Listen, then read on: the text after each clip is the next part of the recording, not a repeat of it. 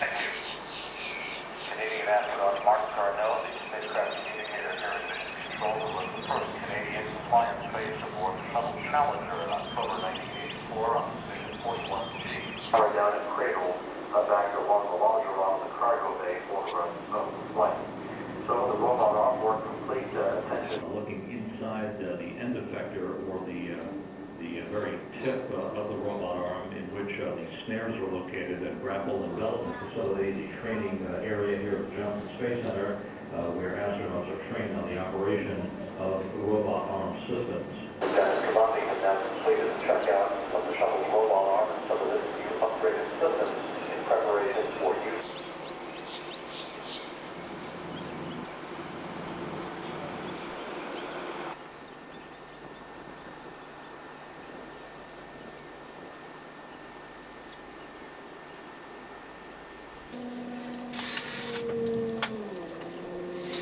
The crawler transporters were built by the Marion Power Shovel Company of Marion, Ohio. And the parts were manufactured there, then they were shipped here by rail and truck and put together on the site where the one there is parked. We have two of them. The driver's station is located there on the front corner. You see the glass cabbing, and at the other end of the vehicle, left front corner, as you face the vehicle, you'll find another. So they don't have to turn the vehicle around. It moves just as fast in one direction as it does in the other. It operates solely on that gravel out there, and that road bed is more than 7 feet deep. It's about 7 feet deep, made up of hydraulic-filled lime rock, a layer of asphalt, and on top there is the Tennessee River Stone, as they call it. The vehicle moves along at a speed of less than a mile an hour with a load, 2 miles an hour without a load, and it'll take the transporter about 5 hours getting out to the nearest launch pad, which is 3.5 miles away, and the most distant launch pad about 7 hours getting out there, and it's 3.5 miles away. The crawler transporter carries a large structure that we call the mobile launcher, which is a steel platform. Actually, in some cases, it looks like a building, but because it is 2 stories thick, and they place it on top of the 2 rows of steel pedestals. Of course, that large tank on the yellow trailer would have to be moved out of the way if they wanted to place it on top of this. And by using its hydraulic jacks, the crawler transporter's hydraulic jacking and leveling system, it raises the body of the transporter up, lifting that launcher above those pedestals, drive in between them, and when it reaches the right location, the crawler transporter will lower the hydraulic jacks, and that structure will sit on top of the 2 rows of steel pedestals, and then the crawler transporter comes out from under it. We have 3 of those mobile launchers, and 2 of them is inside the big building to your right, the VAB, the tall building, and the 3rd one is still out there on Pad A, where the shuttle was launched from this past Tuesday evening. And sometime Monday or Tuesday it'll be brought back into this area. More than likely they'll place it on top of those 2 rows of pedestals ahead of us there. That's a general maintenance area, and the launchers always return to this area whenever they've been used. And if you look there on the gravel, you can see the tracks made by the crawler transporter the last time it was in this area here, removing a launching platform and then moving it into the big building. Now, the next point of interest is the black and white structure that you'll see ahead of us to the right. That is the Launch Control Center. That's where the firing rooms are located. The crawlerway has... We're now approaching the LC-39 observation gantry.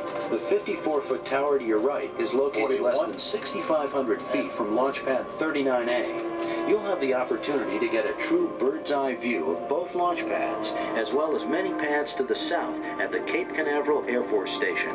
Be sure to visit the exhibit gallery and theater.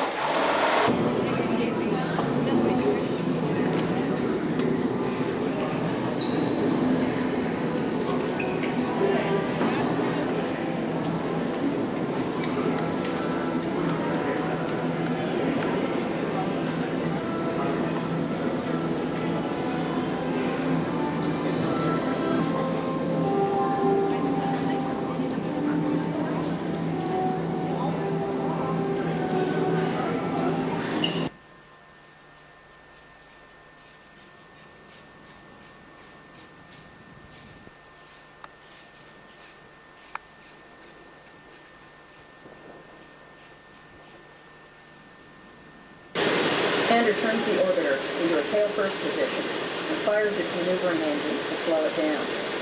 This is the deorbit burn. Then the commander turns the orbiter nose forward again. As the orbiter comes closer to Earth, the friction of the atmosphere slows it down, creating fiery heat on its surface. The orbiter actually lands like a glider. During re-entry, it has no engines like a regular airplane does, so it can't circle the runway and try again. It has to land perfectly the first time. To help the pilots navigate, the shuttle landing facility has several systems, including a microwave scanning booth and some visual aids like